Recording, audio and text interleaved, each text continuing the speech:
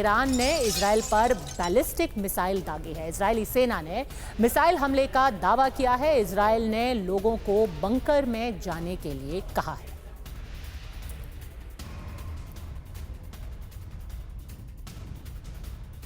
यह इस वक्त की बड़ी खबर आ रही है। आईडीएफ ने दावा किया है कि एक बड़ी बैलिस्टिक मिसाइल से हमला किया है ईरान ने इजराइल के ऊपर। ईरान ने इजराइल पर बैलिस्टिक मिसाइल दागी है। इजरायली सेना ने मिसाइल हमले का दावा किया है और यह भी कहा है कि इजराइल के लोगों को फौरन बंकर में चला जाना चाहिए। अब हिजबुल्लाह ने इजराइल की खुफिया एजेंसी मोसाद के हेडक्वार्टर पर अपनी सबसे शक्तिशाली मिसाइल से भी हमला किया है। एक नहीं 5 मिसाइलें दागी गई हैं, लेकिन इजराइल के अभेद्य रक्षा कवच ने हिजबुल्लाह तक पहुंची ईरानी मिसाइलों के हमले को नाकाम कर दिया।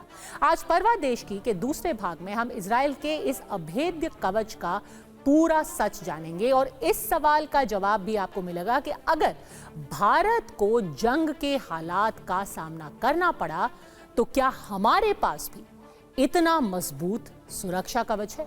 आखिर इजराइल के टैंक लेबनान में दाखिल हो और इजरायली सेना ने हिजबुल्लाह के खिलाफ जमीनी ऑपरेशन शुरू कर दिए।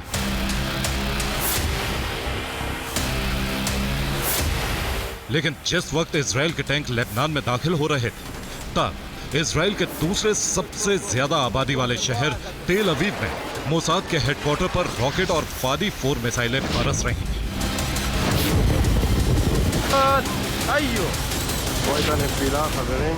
हिजबुल्लाह ने इजराइल से बदला लेने के लिए तेल अवीव में मोसाद के हेडक्वार्टर पर पहली बार बैलिस्टिक मिसाइल से हमला किया। धमाके हुए, लेकिन इजराइल को कोई बड़ा नुकसान नहीं हुआ।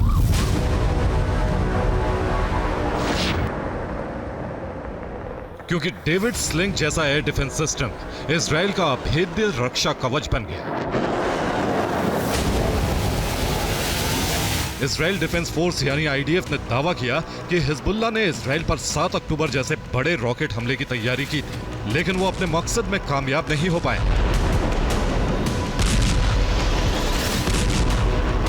एक बार फिर युद्ध के बुरे से बुरे हालात से निपटने के लिए इजराइल की तैयारी और सबसे मजबूत रक्षा कवच ने इजराइल के नागरिकों को बचा लिया।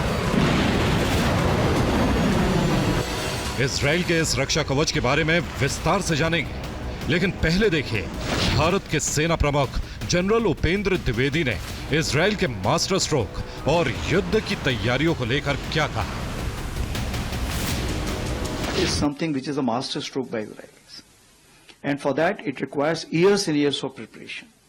So it means they were prepared for it, and that is what it counts, that the war does not start the way you start fighting.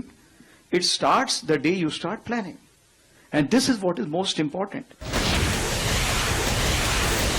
Hezbollah ने जिस फादी 4 मिसाइल से इजराइल में मोसाद के हेडक्वार्टर पर हमले का दावा किया है, वो उसकी सबसे घातक मिसाइल है।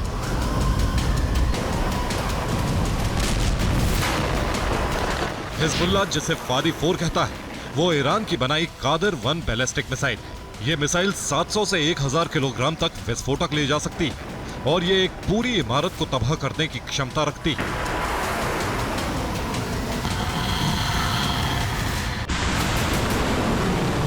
तेल अवीव की ओर कम से कम 5 फादी 4 मिसाइलें दागी, जिनमें से 4 को हवा में ही तबाह कर दिया गया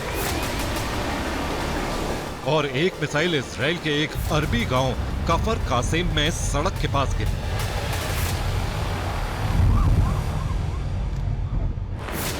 हमास, हिजबुल्लाह, हूती और ईरान इजराइल के ये सभी दुश्मन उसे अपनी घातक मिसाइलों और रॉकेट की बारिश करके भस्म कर देना चाहते हैं। लेकिन इजराइल के air defence system David Sling, Iron Dome, Arrow 3 और पेट्रियट हर हमले को हवा में ही खत्म कर देते हैं।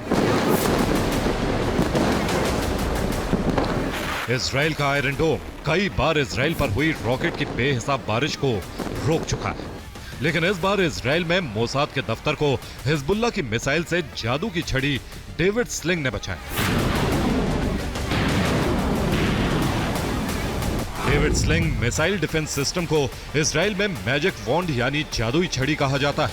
डेविड स्लिंग को complete medium to long range air and missile defence system माना जाता है। डेविड स्लिंग इजराइल के एयर डिफेंस का मिडिल लेयर है। ये बैलिस्टिक और क्रूज मिसाइलों को तुरंत पहचान लेता है।